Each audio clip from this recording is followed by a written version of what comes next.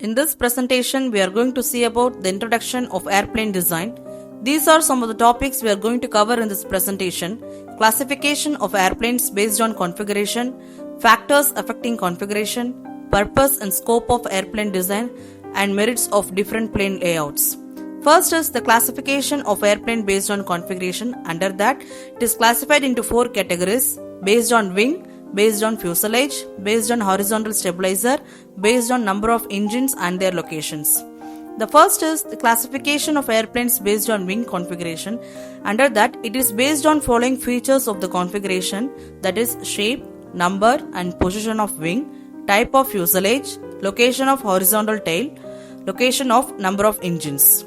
These are some of the examples of high wing, mid wing and low wing aircraft. And from H to L, it is shown as the different types of fuselages, which is conventional, tailless configurations, pod and boom type, and canard type. Classification based on wing configuration. An early airplanes has 2 or more wings, that is the right airplane had 2 wings which is braced with wires. Presently, only single wing is used.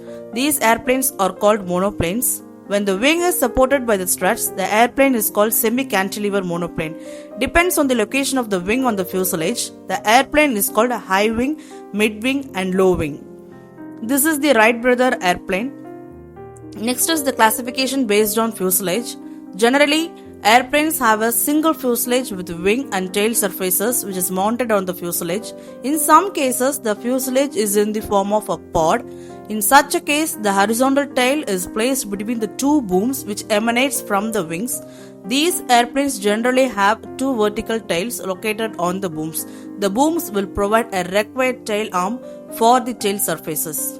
Next comes the classification based on horizontal stabilizer. In a conventional configuration, the horizontal stabilizer is located behind the wing. In these airplanes, the functions of elevator and aileron are performed by elements which is located near the wing tips. When both elements move in the same direction, they function as elevators, and when the 2 elements move in opposite direction, they function as ailerons. In some airplanes, the control in pitch is obtained by a surface located ahead of the wing. This configuration is called canard configuration. In canard type, the lift on the canard is in the upward direction and lift produced by the wing is less than the wing of the aircraft. However, the canard has destabilizing contribution of the longitudinal stability. Next comes the classification of airplane based on number of engines and their locations. This is one of the most important classification under configuration. Airplanes with 1, 2 or more engines have been designed. In rare cases, higher number of engines are also used. The engine, when located in the fuselage, could be in of nose or in the rear portion of the fuselage. When located outside the fuselage, the engines are enclosed in nacelles, which could be located on the wings or on the rear fuselage. In case of airplanes with engine propeller combinations, there are 2 configurations. One is tractor and the other is pusher propeller. In pusher configuration, the propeller is located behind the engine, whereas in tractor configuration, the propeller is ahead of the engine. Next comes the factors affecting configuration. These are some of the factors which mainly affects in configuration, that is aerodynamics, low structural weight, layout peculiarities, manufacturing procedures, cost and operational economics, interaction between various features. First is the aerodynamic configurations. Under that, lift, drag and interference effect. Drag. The drag of the entire configuration must be as small as possible, which includes thin wings, slender fuselage, smooth surface, proper value of aspect ratio and sweep. Next comes the lift. The airplane must be able to develop sufficient lift under various flight conditions including maneuvers. The maximum lift coefficient also decides the landing speed. These considerations require proper choice of airfoil, means to prevent separation and high lift devices, and interference effects. In aerodynamics, the flows past various components like the wing, the fuselage, the tail are usually studied individually. The changes in aerodynamic forces and moments due to this proximity are called interference effects. This can be achieved by propeller fillets at the joints in between a wing and fuselage, tail and fuselage, wing and engine ports. Next comes the low structural weight.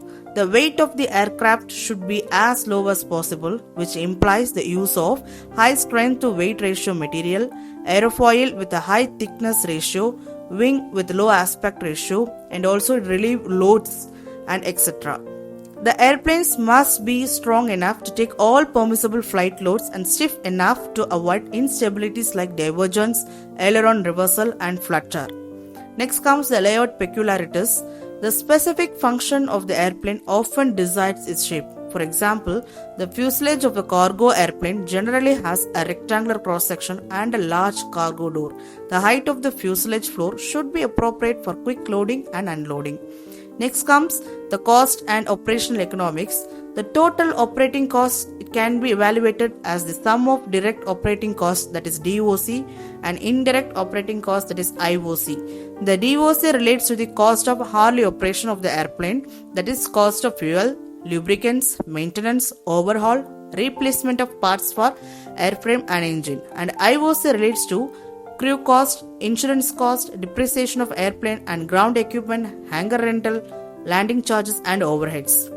Next, some of the advantages of different plane layouts. I have listed some of the plane layouts.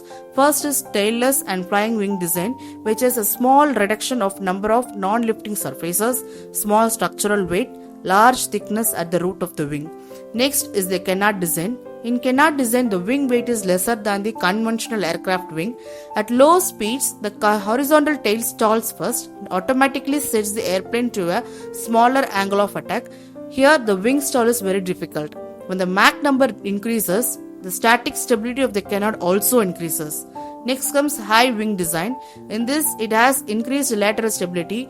The possibility of engine failure due to suction of hard particles from the ground is 4 times less than the low wing design. In cargo aircraft, loading and unloading are easier on account of the lower position of fuselage.